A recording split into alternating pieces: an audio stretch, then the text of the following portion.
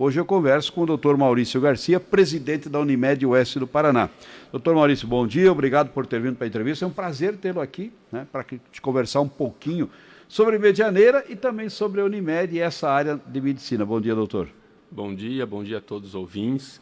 Para nós é um prazer poder falar um pouquinho para toda a comunidade aqui de Medianeira e região. Espero que a gente contribua um pouquinho com nossas informações aqui também. Quantos anos o Dr. Maurício já está em Medianeira? Eu tenho 19 anos que eu estou em Medianeira. Já é um tempinho, né? Já. Qual é a sua... Então, nesse sentido, né, doutor, como que o senhor vê o futuro do nosso município?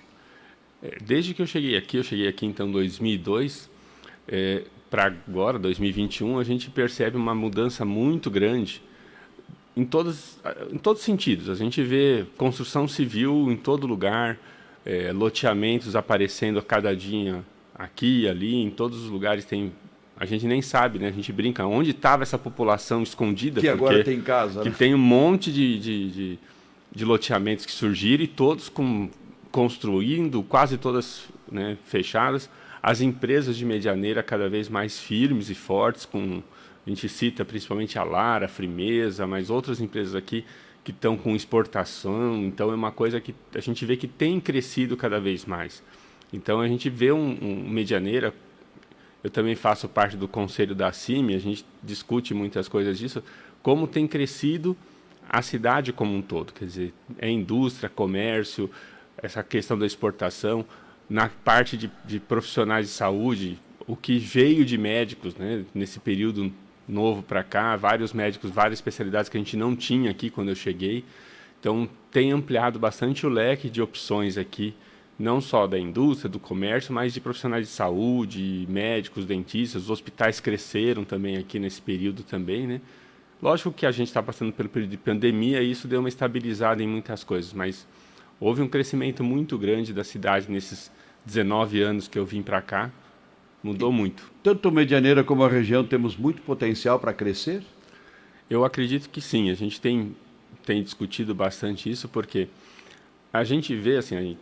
O número de população que aparece, que se fala, em torno de 50 mil habitantes, a gente acredita que esteja até mais do que isso, mas precisaria realmente um censo para confirmar, mas a gente tem universidades aqui, isso é uma coisa que atrai muito, não só os jovens que vêm para estudar, mas também as pessoas vêm e ficam, muitas delas, né, que gostam da região e ficam.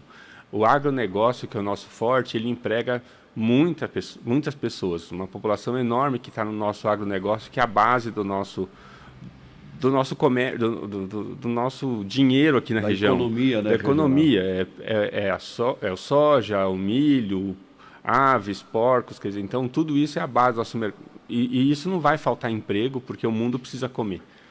Nós estamos num oásis ou não dá para dizer isso? Eu diria que é mais ou menos isso, porque assim, com toda essa pandemia, com toda essa crise que nós tivemos no Brasil, toda a nossa região oeste, então vamos falar por Medianeira, mas se você subir até Toledo, for até Santa Helena, você vê como essa região tem crescido, quer dizer, ninguém está reclamando que está diminuindo, que está perdendo vendas, que está Lógico, quem sofreu muito foi o comércio, né? Sem dúvida, tem dúvida, né? Que foi o comércio. Mas as indústrias, principalmente que enviam mercadorias para fora daqui, não só para o Brasil, mas para o exterior, elas até cresceram. Não pararam, né? Até cresceram. Então, eu vejo que assim, essa região vai atrair muito mais pessoas para virem para cá, vai criar mais empregos.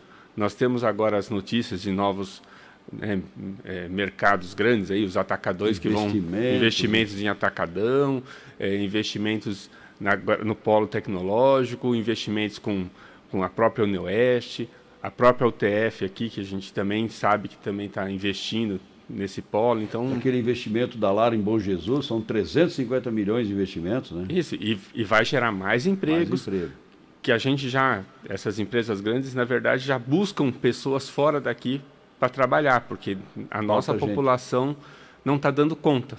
Então, essa população que vem de fora provavelmente vai se estabelecer aqui. E uma grande preocupação que a gente discute também é essa questão da infraestrutura. A prefeitura vai ter que ter um investimento em infraestrutura para poder comportar esse número de pessoas que estão vindo para cá.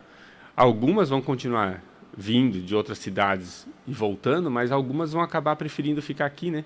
Porque você vai perder 1 hora no trânsito para ir, 1 hora no trânsito para voltar, de repente compensa morar aqui. Então nós temos que pensar que a cidade vai ter que ter uma infraestrutura melhor, de água, esgoto, né, saneamento básico, energia elétrica, estacionamento, a parte tá de ruim, né? No centro principalmente. Mas se a gente pegar também ônibus, né, assim, acho que vai ter um crescimento de linhas de ônibus, porque quem mora longe do centro, como é que faz para vir para o centro? Precisa, né, de transporte coletivo. Transporte coletivo. Eu acho que tudo isso está propiciando um grande aumento do nosso mercado de trabalho. Então, muita coisa vai mudar nos próximos anos aí, que a gente espera que seja, lógico, a gente está torcendo para que isso aconteça de uma forma ordenada, para que a gente não se transforme numa pequena cidade tumultuada, né? E o que falta, na sua opinião, para a Medianeira que é mais importante? Ou estamos tudo bem? Não, tudo bem não está, como eu falei. Eu acho que a parte de infraestrutura... esse é o setor que mais faz... É uma coisa que eu acho que precisa mudar bastante ainda, porque, vou dar um exemplo, na minha casa ainda o esgoto parou na esquina, né? Não chegou na minha casa. Então, acho que infraestrutura de água e esgoto é uma coisa importante até para a questão de saúde, né? Saúde pública, porque se você não tem esgoto tratado, você vai poluir os rios, vai poluir as ruas, vai começar a trazer doenças para as pessoas. Então, nós temos uma cidade organizada, mas acho que isso precisa ampliar muito. E como eu falei, a infraestrutura, água, esgoto, energia elétrica vai trazer condições de vida melhor para a população. E isso diminui também as doenças, né? Doutor, falamos um pouco da Unimed agora, Unimed Oeste do Paraná. A pandemia afetou também o serviço da cooperativa? Com certeza. A gente teve mudanças muito drásticas, né?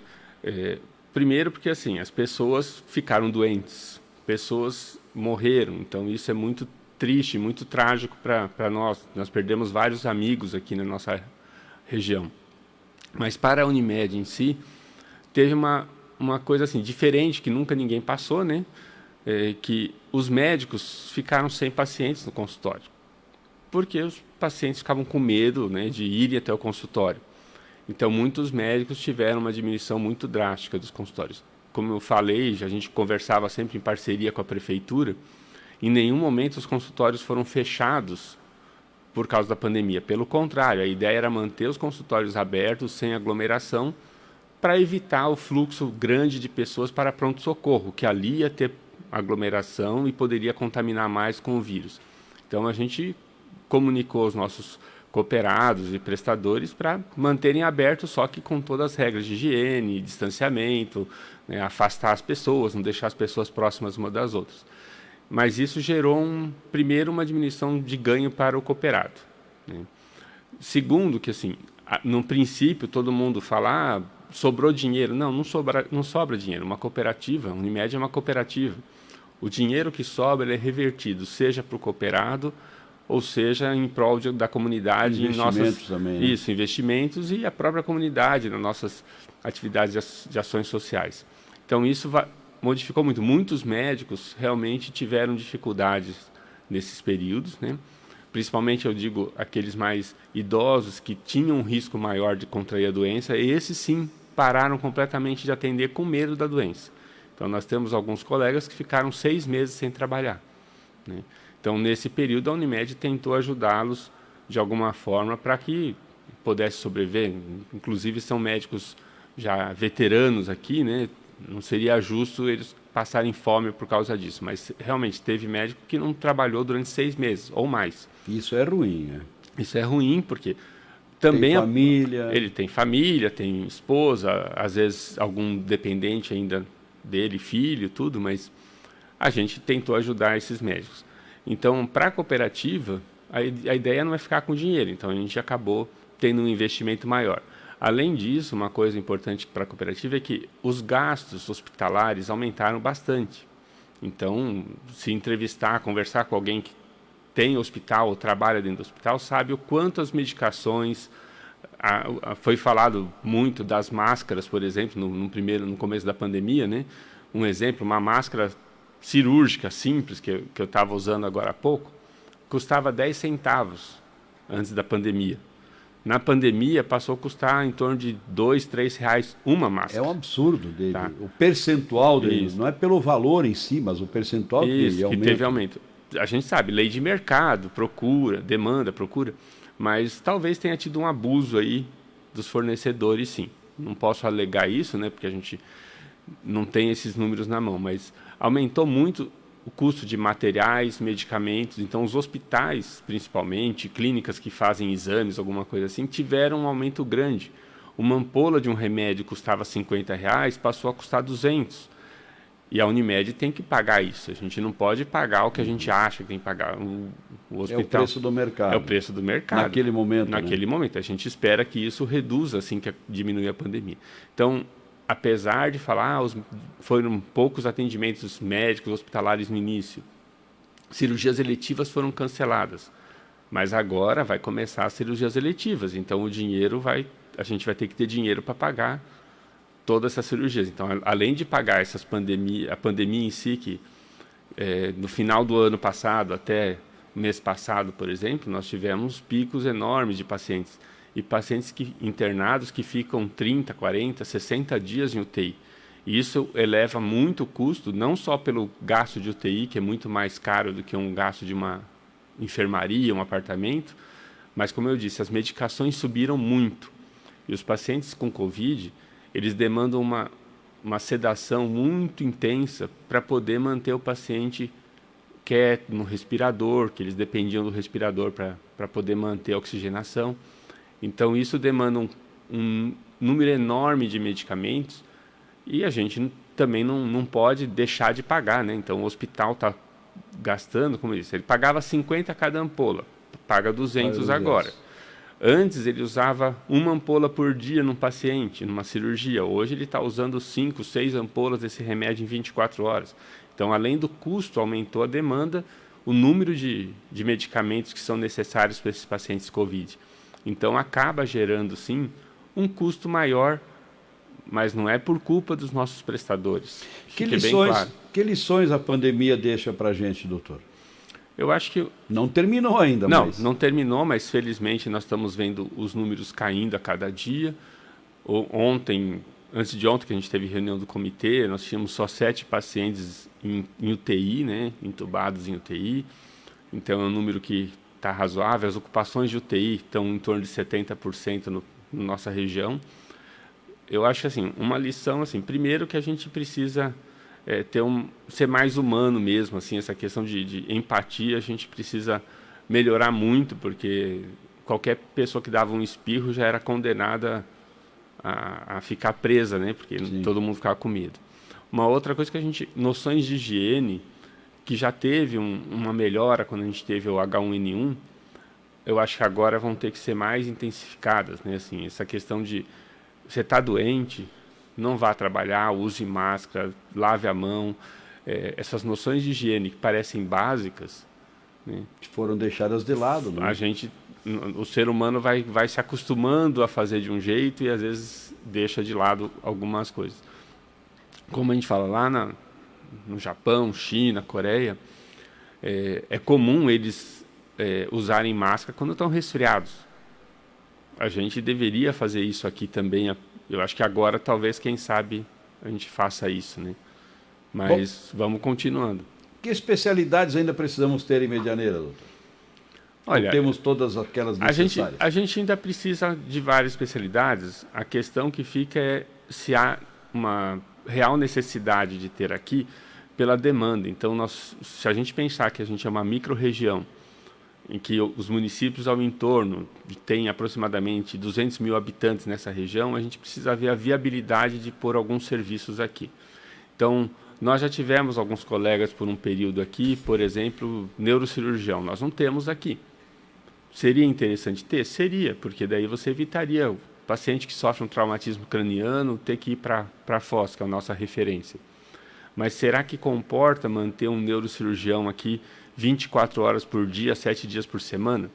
Será que a nossa região comporta? Nós temos tantos pacientes que precisam? Isso que a gente tem que estudar. A mesma coisa, a cirurgia cardíaca, né? Cirurgia cardíaca, que eu digo não só as pontes de safena, mas até os procedimentos stent, né, de cateterismo, stent. A gente precisa ver se era interessante, lógico, se eu sofrer um infarto hoje, eu tenho um serviço aqui, eu sou atendido em 10 minutos.